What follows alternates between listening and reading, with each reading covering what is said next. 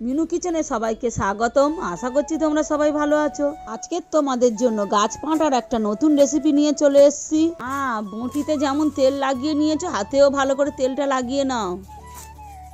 এই ভিডিওটাতে আজকে নতুন নতুন অনেক জিনিস দেখাতে চলেছি, তো সম্পূর্ণ ভিডিওটা তোমরা দেখতে থাকো।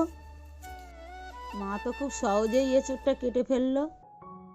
হাতে করে অল্প সাদা তেল নিয়ে ভালো করে প্রেসারের মধ্যে তেলটা মাখিয়ে নিচ্ছি, যাতে এঁচোড়ের আটাটা না প্রেসারে ধরে না যায়। প্রেসারে পরিমাণ মতো জল দিয়ে দিলাম, আর যে এঁচোড়গুলো কেটে রেখেছিলাম দিয়ে দিলাম, দিয়ে 1/2 চা চামচ নুন দিয়ে ঢাকনা আটকিয়ে গ্যাস অন করে বসিয়ে দিলাম। একটা সিটি দিয়ে গ্যাসটাকে বন্ধ করে দিলাম। একটা টমেটো ঘষে নিচ্ছি। গ্যাস অন করে কড়া বসিয়ে দিলাম। গরম কড়াইয়ের মধ্যে একটু সাদা তেল দিয়ে একটা শুকনো লঙ্কা দুভাগ করে দিয়ে দিলাম, দুটো তেজপাতা দিয়ে গোটা জিরে একটু দিয়ে দিলাম, একটু গোটা গরম মশলা দিয়ে দিলাম, দারচিনি এলাচ লবঙ্গ, যে আলুটাকে হাফ ভাবিয়ে রেখেছিলাম দিয়ে দিলাম, দিয়ে একটু ভালো করে নাড়িয়ে নিচ্ছি। এঁচোড়টাকে সিদ্ধ করে রেখেছিলাম, সিদ্ধ এঁচোড়টা ঢেলে দিলাম, আবার একটু ভালো করে নাড়াচ্ছি যাতে একটু ভাজা ভাজা মতো হয়। এখন আমরা এঁচোড় বলি, আগেকারের দিনে সবাই গাছ পাঁটা বলেই চিনত। 1/2 চা চামচ নুন দিয়ে দিলাম, দিয়ে একটু নাড়িয়ে দিচ্ছি। আগের দিনে ছোলা একটু ভিজিয়ে রেখেছিলাম দিয়ে দিলাম, দিয়ে একটু আবার নাড়িয়ে দিচ্ছি যাতে ভাজা ভাজা মতো হয় ছোলা আর এঁচোড় আলুটা।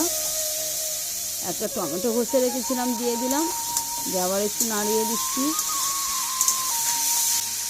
1/2 চা চামচ আদা বাটা দিয়ে দিলাম, দিয়ে একটু ভালো করে নাড়িয়ে দিচ্ছি। এই নিরামিষ রেসিপিটা তোমরা বাড়িতে একবার হলেও ট্রাই করো। এদিকে 1/2 গ্লাস জল গরম বসিয়ে দিলাম। 1/2 চা চামচ হলুদ গুঁড়ো, 1/2 চা চামচ জিরের গুঁড়ো, 1/2 চা চামচ ধনে গুঁড়ো, 1/2 চা চামচ লঙ্কা গুঁড়ো, 1/2 চা চামচ চিনি দিয়ে ভালো করে নাড়িয়ে দিচ্ছি যাতে সমস্ত মশলাটা মিশে যায়। কিছুক্ষণের জন্য একটা ঢাকনা দিয়ে দিলাম। কিছুক্ষণ পরে ঢাকনা খুলে দেখলাম অনেকটাই হয়ে গেছে। গ্যাসটা কমিয়ে রান্নাটা করছি যাতে স্বাদটা আরও ভালো ওঠে। যে জলটা ওদিকে বসিয়েছিলাম জলটা ফুটে গেছে, আমি এখানে গরম জল অ্যাড করে দিচ্ছি যাতে রান্নার স্বাদটা আরও দ্বিগুণ বেড়ে যায়। এই সামান্য সামান্য বিষয়গুলোর জন্য রান্নার স্বাদটা আরও ভালো হবে। আমি একটু ভালো করে নাড়িয়ে দিচ্ছি।